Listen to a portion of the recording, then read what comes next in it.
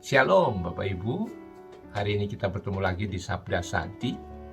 Dan ayat yang kita akan baca pada hari ini adalah di dalam Kisah Para Rasul 2 ayat 38. Saya akan bacakan untuk Bapak dan Ibu.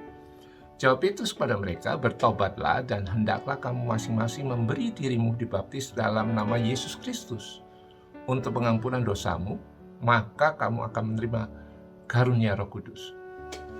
Ayat ini adalah merupakan rangkaian bagaimana pada waktu itu murid-murid menerima kepenuhan Roh Kudus, roh yang dijanjikan yaitu roh Bapa itu sendiri, yang dijanjikan Yesus untuk menjadi seorang penolong.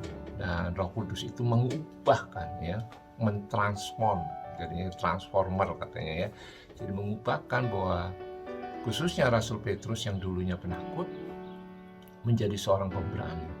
Jadi ini merupakan salah satu contoh. Dan izinkan saya untuk bercerita satu true story.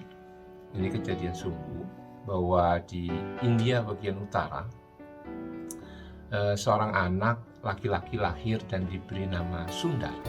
Sundar tentunya bukan dari keluarga Kristen karena kita tahu sendiri mayoritas untuk di India dan mereka adalah orang-orang yang bukan percaya kepada Yesus. Nah, Sundar pada waktu kecil ini dididik oleh ibunya, dan ibunya adalah seorang yang dianggap keturunan orang suci dari agamanya, dan ibunya adalah mengajarkan bagaimana dia mempelajari kitab suci mereka.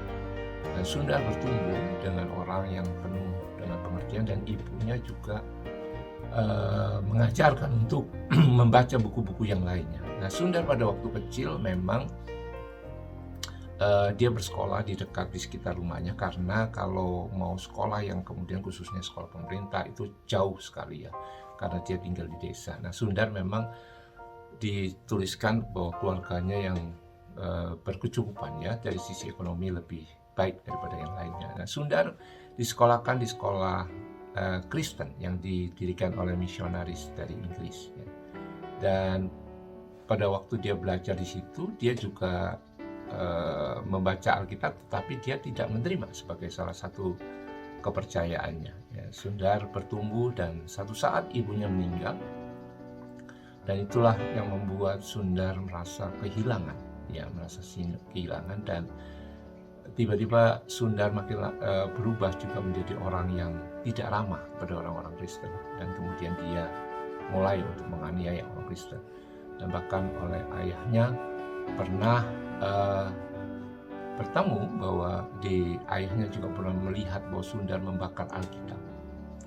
Satu kali pada waktu dia sudah beranjak remaja, dia merasa kesepian, dia merasa galau, dia merasa bahwa dia kehilangan, dan agama yang dianutnya tidak mengisi dari apa yang kemudian merasa yang kekurangan di dalam dirinya. Dan satu saat Sundar ingin bunuh diri, dengan cara adalah menabrakkan dirinya ke kereta api yang lewat, dan dipikir sudah selesai.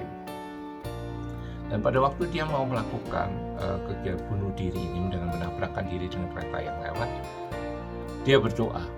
Dia katakan, kalau Tuhan memang ada, tunjukkanlah itu.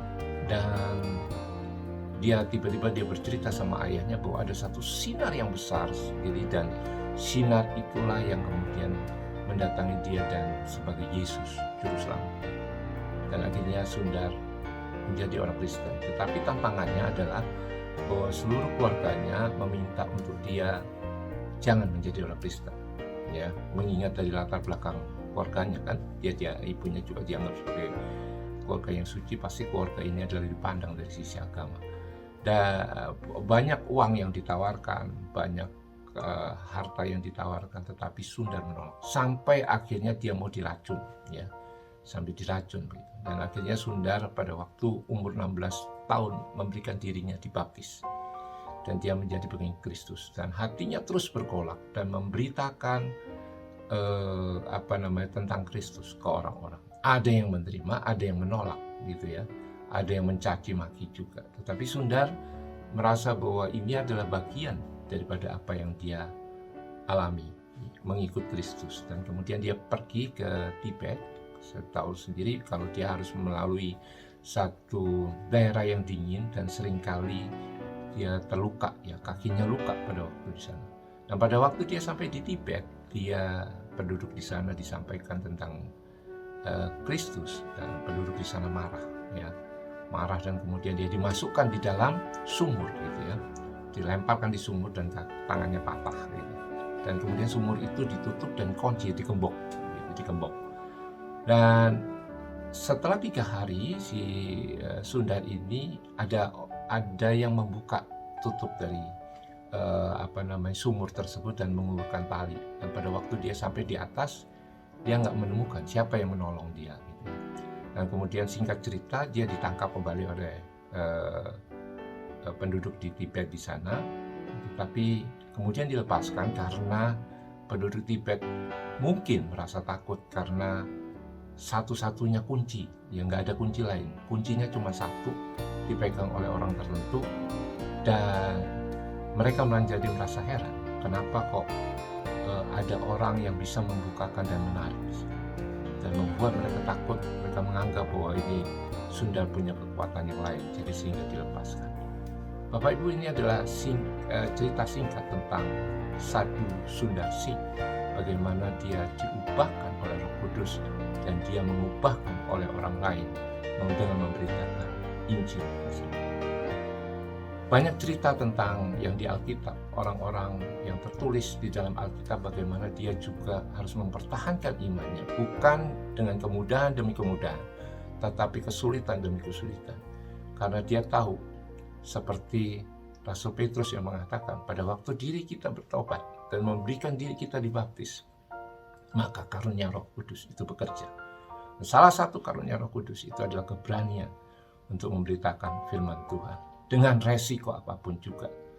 Mari Bapak Ibu, kalau kita sudah merasa bahwa diri kita sudah menerima Yesus, masa diri kita sudah dibaptis, seharusnya kita harus mengecek apakah karunia Roh Kudus sudah bekerja di dalam diri kita. Semakin mencintai Tuhan, semakin kita tidak egois, semakin kita berani berkorban untuk memberitakan dan merubah orang juga menjadi pengikut Kristus. Seperti Roh Kudus adalah yang merubah kita, kita juga diberi kuasa untuk memberitakan Injil, dan biarkan Roh Kudus juga merubah hati orang tersebut. Tugas kita adalah untuk menyampaikan kemurahan Tuhan. Terima kasih.